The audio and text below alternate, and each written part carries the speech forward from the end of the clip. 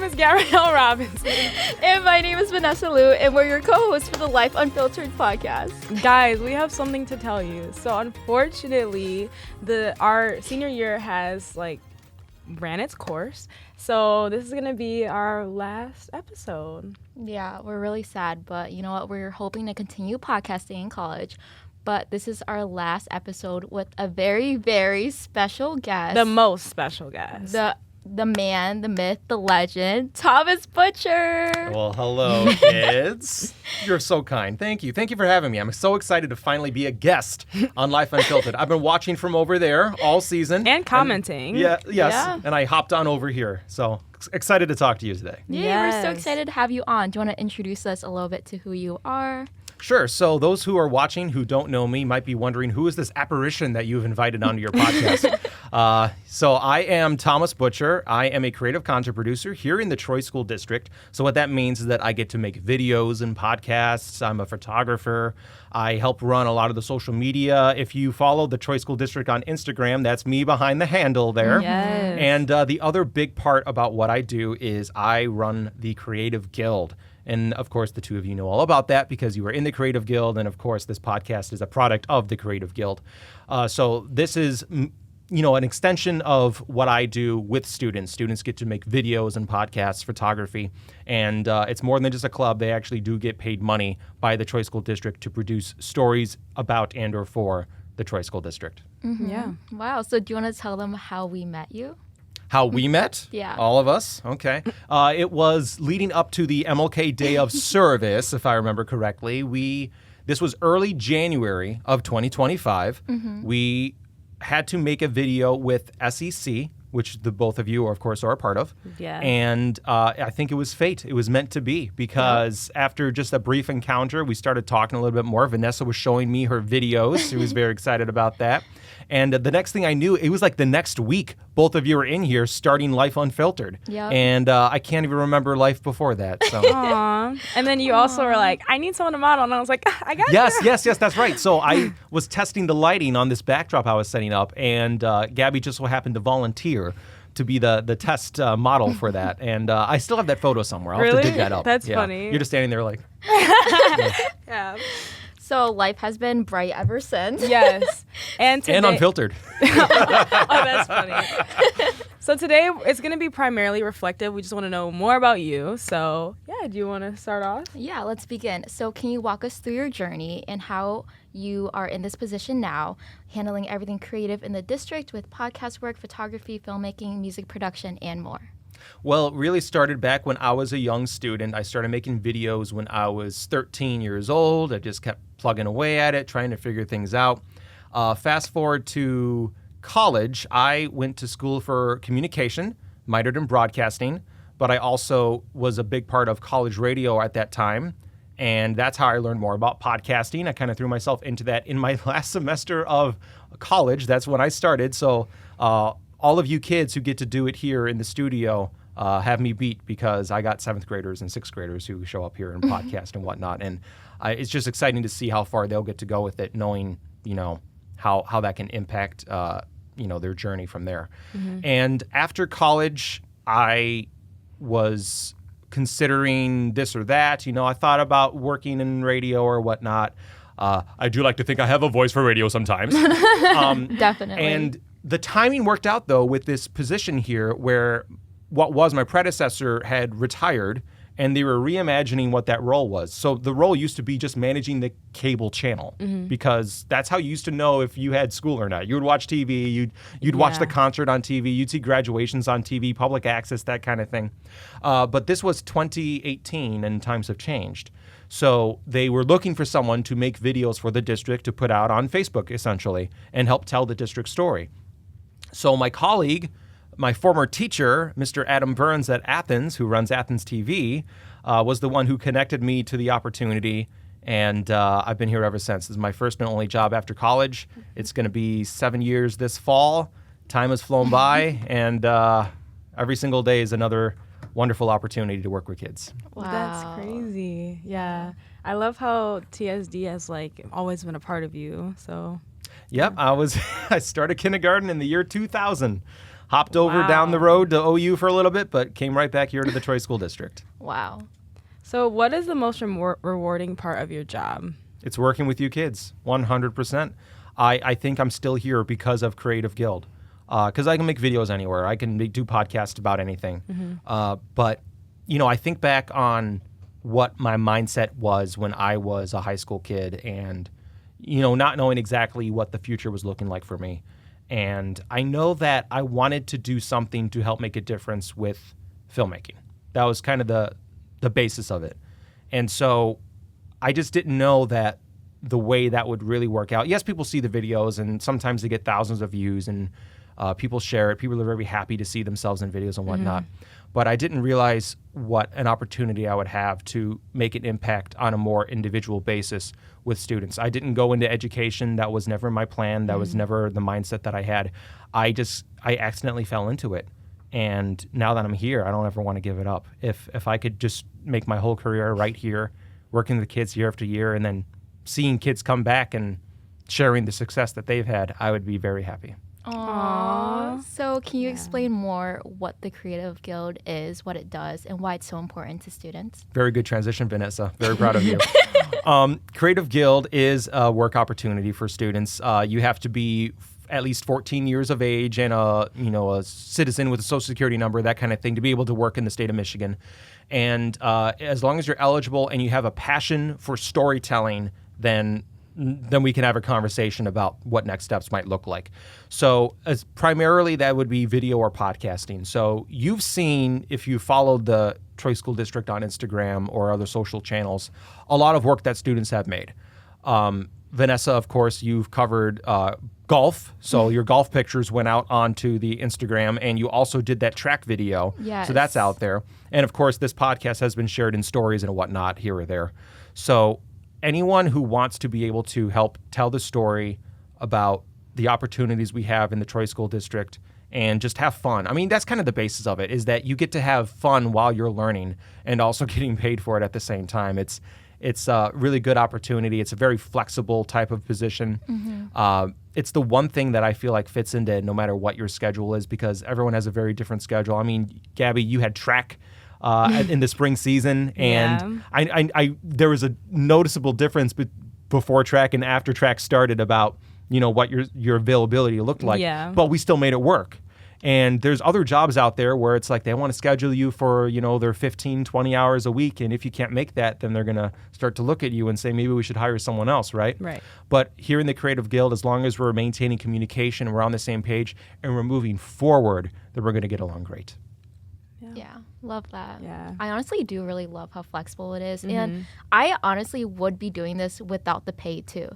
Like we didn't know there was money in it, stepping in, and even photography. Like you can schedule what times and when you want to record, take photos. And I really love this outlet that we have here. And I appreciate that, Vanessa. And what I will say is that you shouldn't want to do it for the money, because you can make more money doing another job somewhere else, right? The money's like a nice bonus. And at the end of the day, you should be in the Creative Guild because of your passion, Right. which is very evident for the both of you, even though you've made a good amount of money also. So we know that you're an alumni from the best high school in Troy Athens High School. Yep. So Very accurate, not fake news. Sorry, I have to be one Troy, but yes, we'll go along with it for the podcast. So we were wondering, how do you think TSD has allowed you to explore these creative passions that you have? Well, when I was a student, when I first started making videos, I was doing it on my own. I was not in a video class in middle school, and I was not able to do that because I was in band, so that took up the room in my schedule to be able to do that. Do they have digital apps there? Digital apps was not a thing at the time. It was just like typing class and that kind of thing. Wow. Yeah. Oh, we're going back to Typing 2007. class is crazy. I was at New Baker when it opened, okay, in 7th grade, which means the IA was Old Baker, and I went there for 6th grade. In Those who might know. 2007, that was when I was born. You were born in 2007? Yes. Yep. Yeah, same. That's when I started making videos in 2008 in 8th grade. Dang. Yeah. I was born. Sorry. Long time ago, right? But so from there in high school, I again did not have an opportunity to take a class until my junior year. So all along, I was just doing things on my own with friends because it was something I liked doing and something that I wanted to do. And once I was in the class, I already knew a lot. But what was beneficial about it was that now I had the freedom to be able to pursue it, and people had more awareness now of me as a filmmaker. I became known as the guy who made videos by my senior year. Because the announcements were every single day on the old TVs, they would be beamed throughout the school. Yeah. I was inescapable. You did not have a choice to know me or not, okay? Everyone knew who Thomas Butcher was by my senior year in high school, for better or for worse. And so that was a huge part of my journey. Athens TV is an opportunity unlike any other, and it is primarily because of the teacher behind that. That is Mr. Adam Burns, who I mentioned before. He's now my colleague, and he's also probably one of the best friends that I have because he's just an awesome guy. He has really perfected what student success looks like in filmmaking. They have more awards than any other high school in the area, I believe, and a lot of those those opportunities did not exist when I was a student there. So I'm only a little salty about that, but it's just great to see how much that program has grown too, and a lot of what Creative Guild is modeled after what he's done with Athens TV. Oh, that's so amazing. It's really nice too because I have never had like an encounter with Mr. Burns, but he reached out to Nessa and I on Schoology. He was like, your podcast is great. You're doing amazing work. And I was just like, oh, that's so nice. Like, we don't even speak to each other. And you like look at it and you wanted to tell us how great we are. So I thought that was nice. He's an awesome guy. Yeah. Yeah. So obviously starting new things is a little scary. Can you talk us through how you push through any early doubts and fears? Well, a lot of those, I feel like I've had fears at various stages of my creative journey. If I were to take you back to that very beginning for a little bit, the videos I were making were not exactly something you'd want to watch, okay? It was mainly me and my friends that I had at the time fooling around. One of the shows I had, and I had a lot of shows on YouTube, was 3 Idiots and a Chicken. And so it was just me and a few of my friends and the rubber chicken that I had laying around, and we were just having fun in my basement. That's all it was, The right? rubber ones with the eyes that go out? Those ones? The ones that It squeal. wasn't that nice. It still made the squawk. Okay. You know what I mean? Yeah. It was a toy. Yeah, the one with the eyes that go out? Yeah, but the eyes didn't go out. Oh. Why are you... No, I just know because I don't know what really you're talking interested. about. Because I like the chicken. Do I when you need to squeeze show them you? in the eyes I go- can give you 3 Idiots and a Chicken on DVD if you want to watch it. I think that would be funny. That would be funny. Do you have a DVD player? That's the question. I actually do. I used to because I I grew do. up watching DVDs. Yeah. Okay. Yeah. Okay. Well, anyone who wants to look it up, though, it's no longer public on YouTube, so don't waste your time, okay? And for good reason. Even You though took it down? Well, we had 14 seasons, and that was 14 too many. 14. How many episodes were I did 140 episodes of 3 Idiots and a Chicken. Shout out to my friends. Wow. 140? But listen, Wow. this is what I'm trying to explain, is that it would take like 2 minutes. There was no script or anything. It was just us fooling around. So it wasn't actual videos or episodes. They were just clips. There was no editing involved either, okay? I'm talking like 90-second clips, something you might see scrolling on Instagram these days. So it wasn't any big production, and I would have friends come over for a weekend after school, and we'd make like 30 videos within that weekend. So I would put in those reps a lot, and the point I want to make about those early days is that if you weren't in those videos and you saw those videos, you might have had a certain opinion about me. And I had to overcome those thoughts or sometimes things that people would say about me. And it's weird because I look back on that early part of my journey and there are so many times where I might have given up because of that. And somehow I was able to push through that. And that's something I try to pass on to anyone who will listen. And something I want to encourage is that you're not always, when you start something new, you're not going to know what you're doing. Right. And if you want to be good at it, you have to learn from your failures. Yeah. That 100%. is the way you move forward. You learn from failures. If you don't make mistakes, you're just going to keep doing the same thing over and over again. Yeah. So the way I look at my filmmaking these days, if I'm never going to make a perfect video. Right. And I have to, yes, be proud of my work. I have to say, yes, I did a good job. But I also have to keep in mind how I can improve upon that.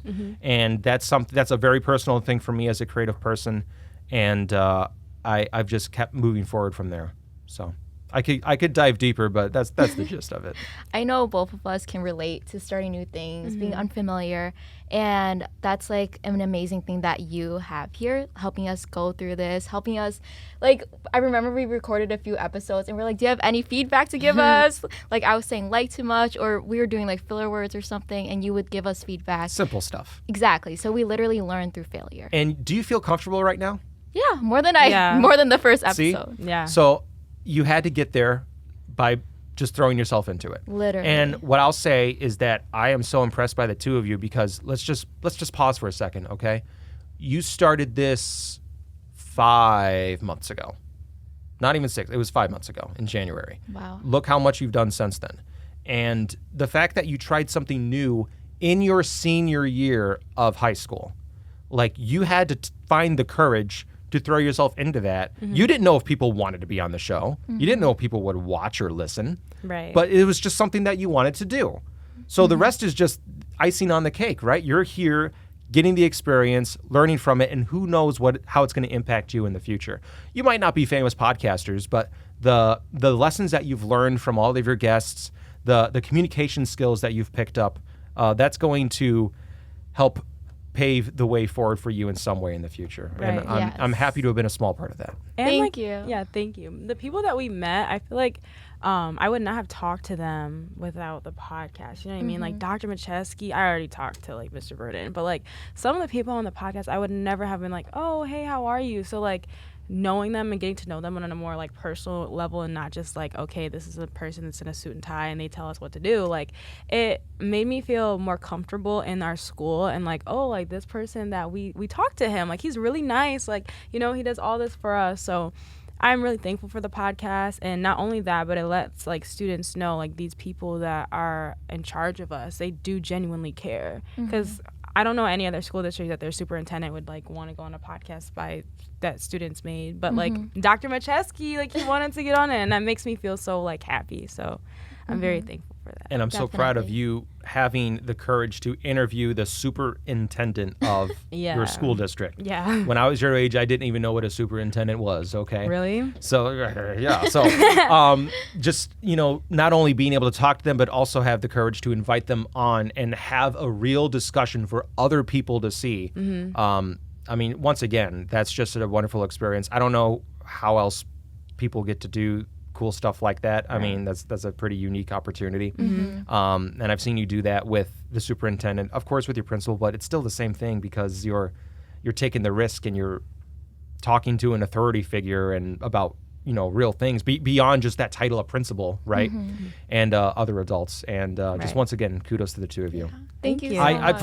Full transparency, I'm not the one who's saying you have to talk to this, you have to. No, like, they're running their show, okay? Like, they're deciding who they're talking to and what they're talking about with those people. So, so it's just awesome. I'm going to miss you two so much. I hope you know. We're going to miss you too. Thank you. We were, you were just talking about your creativity. So I was just wondering, like, I've been wondering this for a while. Why didn't you try to like go into art or like drawing? Why broadcasting? Oh, I'm not good at like drawing with my hands. Really? No. I took fundamentals of art when I was a freshman, and I did have a design painting that was displayed, right? That was cool. I still have the design painting, actually. But no, that's not natural to me. It's just not. What really made the difference for me was the camera. And even though I didn't know how to use it fully for years, I just picked it up and whatever I got, right? That's how I saw things. That's how I was able to do things, especially because of video editing. I feel like that was a huge component to it. And I've put so many hours into video editing specifically, that it's made me a better filmmaker overall. So, no, even the doodles on your pages right now, I couldn't do that. I was about to say, no offense, but his handwriting. Yeah. Oh my God. Okay. So this is the real reason I'm invited. You want to let everyone know. Life Unfiltered. Yeah, hold on. Let me write something. We're going to show the camera here. No. Life. Oh, wow. See, my U is a C for some reason. How do you spell? Phil. Okay, there you go. All right, there's the camera. Is that going to show up? Is that going to show up? It's blurry. You gotta go up. Yeah, that's my chicken scratch handwriting. Yeah, it's really bad. If I was taking my time, it might look like a third grader, but Yeah, so the first time he wrote something for us, I was like, it was a jarring experience. Yeah, I was like, are you serious? Like, what's going on right now? But I don't know how to hold a pen. Like, see how my fingers are folded under it? Like, yeah. I don't do, like, I don't know. it's okay. We have our strengths and weaknesses, I guess. type. I guess. can type fine. Yeah. We're in 2025. What do we need to write things for? Yeah. Definitely. Totally. Send me an email. We'll be fine. So you are a videographer, photographer. When you're taking photos and videos, how you display and like imagine what you want like things to look like? Well, when I'm filming a documentary, I have to have the feeling in mind. More than the vision, the feeling, like the objective behind what I'm trying to do right now. So it's weird because for a lot of the shots that I'll get, a lot of the individual clips that I'll film, I almost have to imagine it before it happens, and then I have to make it happen in front of me. So I don't have the luxury of working with an actor or, a retake when you're doing a documentary because it's real life. It's happening right now. And if you miss it forever. So, and of course, a lot of this comes from just the experience of doing documentaries over and over again. You know what type of shots you're looking for. You know what movement you need or how it's going to tie together because I'm kind of editing the video while I'm filming it. So with that in mind, I'm able, if I know I need to, if I'm filming golf with Vanessa, which is something we did do, I know that I want to get a shot of the ball going in the hole, right? Yeah. So I'm going to position myself for that framing and let that action come to me. That's a very simple explanation, but it's like I'm looking for the golf balls in the real world, okay? I'm trying to imagine what's going to happen where, and I'm putting myself in that position. It's not something that you're always going to succeed at, but that is kind of the mindset that I have is that I'm not just aimlessly filming things. I'm trying to tell a story here. I'm looking for specific things that are going to help tell that story. Wow. There's like so much that goes into it. Yeah, it is. So talking about like specificity and like leading into things. So what do you hope that people remember from our podcast 5 to 10 years from now? So Life Unfiltered has been the first of its kind, I would say, where you're not just talking about, a homework assignment. You're not just talking about something cool that someone did. You're talking about life, unfiltered. And that is something that people are going to take away with them forever. I mean, no matter what your interests are, no matter what experiences you've had before, just that human level of life and interactions and friendships, relationships and learning, all of that stuff is always going to be there. And I think that it's like, I don't know what they call it, ripples. You've thrown a stone in the pond and it's going to ripple and ripple and ripple. Yeah. And it's going to impact so many people in so many ways. And when I think about, your podcast 5 to 10 years from now here in the Creative Guild, I can only imagine the students and the projects that they'll be working on, because already students who are younger currently in the Creative Guild have seen you and have been inspired. Like John V has been inspired. She's started a podcast. Yeah. I hear from other people all the time about you two. Really? You've impressed That's a lot of really people. nice. And I just know that they're going to do their work based on being inspired from you. And then eventually their work is going to inspire the next group and so on and so forth. So this is a real thing that you've done here. And you've helped make the Troy School District a better place for it. It makes me emotional to think about that. So And that's here in Troy. But again, also for yourself. It's just the first step on this journey that you're on. High school is not an ending. It's your beginning. Oh, thanks, Thomas. Thank you. Well, we have one last thing before we wrap up. Okay. So we already kind of made you a little bit emotional, but... Uh-oh. Are you reading something? Yeah. You trying to make me cry on camera? Okay. So we're going to have our phones for this because that's where we wrote it. So we wanted to write a letter to recognize all the hard work that you've assisted us with our podcast. Also, everything that you do within the Troy School District. We wouldn't be who we are today without your profound guidance and mentorship. So thank you for creating such a great outlet for students to explore their passions through. It's crazy to think where I would be without the Creative Guild. You taught us so much on how to create a platform to give a voice to people in the Troy School District and letting us have a space to share our thoughts and experiences. Through this podcast, I've learned so much and met the most amazing people. I was able to meet one of our guests, Coach Kolb, which is when I picked up a camera and led to my passion in photography. Thank you for not only being a mentor in podcasting, but also helping me learn photography, lending me equipment and showing me how to capture memorable moments. From adjusting the aperture to shutter speed. Learning something new felt intimidating, but you helped me every step of the way. You've taught me so much, and I'm beyond grateful for your presence in my life, in our lives, and in the lives of all the students that you've touched. So thank you so much, Thomas, for all you do. And then here I go. Thomas, I'm forever grateful for all the love and support and opportunities that you have afforded Nessa and I.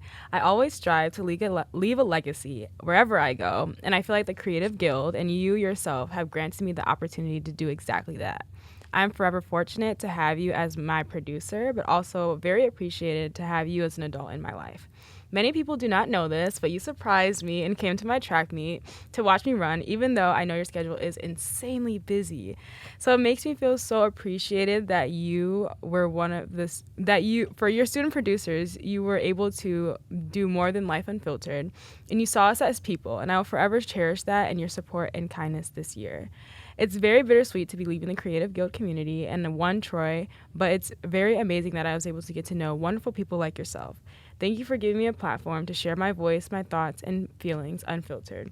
You've taught me so much throughout this short period of time, and even though I'll be 107 miles away, I'll still try to visit, and I'll love to reach out and reconnect because I truly value all the lessons and experiences that I've gained from you and the growth that has come from that. Well, gosh, my face is red. If you're watching, you know. I am just so incredibly lucky. That's all I can really say. The way that the Creative Guild is still a relatively new thing in the grand scheme of things, and the fact that it's able to exist the way it does, because not everyone has this. You know, we're very lucky to have this opportunity. And going further, again, how we just so happened to meet each other. We almost missed each other. Mm-hmm. Right. That was this close. And everything that all of us had to go through in our lives that set us up to be able to meet in that small moment that led to everything else. That is such a beautiful part of life. And I know you both are going to come back to visit. Definitely. Yes. You know, whenever you have the opportunity, it's always an open door for you. The Creative Guild is its kids and, you know, everything that you do to make it what it is. So we have a lot more crying to do on the exit interview one day because we're going to have that coming up. And there'll be no cameras for that for a good reason. But I can't believe that this is your signing off here on Life Unfiltered. And once again, thank you. Seriously, thank you. Thank you. Thank you, Thomas. Oh, this is so emotional. Yeah. Well, I guess we'll wrap it up here. Thank you so much, Thomas, for being a guest on our podcast. And this is a great last episode, having our producer on here. And we're just so grateful and lucky to have you. Yeah, this was my revenge because someone in the beginning said that, who's the guy in the back who's not talking? And I was like, okay, I was just a producer, but now I got to be a guest. So there we go. We made it happen. Ha. Also, that's why we were sitting in the car and you were like, what are you doing? Come in. Because we were writing. Oh, you were writing that? Yeah. Aww. Yeah. And that's what I was doing out there when you were talking. Yeah. On the phone. Typing away. You had me fooled. Yeah. But we're so grateful to have you on. And thank you to our audience for tuning on the finale of Life Unfiltered. You guys know where to find us at life.unfilteredpod on YouTube, Spotify, and Instagram. And thank you for listening, liking, sharing, and letting us have and share our message. Yeah. Obviously, you guys can't really fill out the Google form anymore to be on, but thank you so much to our past guests and every single person who's listened to us. Yes, thank you. Yeah. We're your co-hosts, Vanessa Liu and Gabrielle Robinson. And always remember to embrace the mess and live life unfiltered. Bye!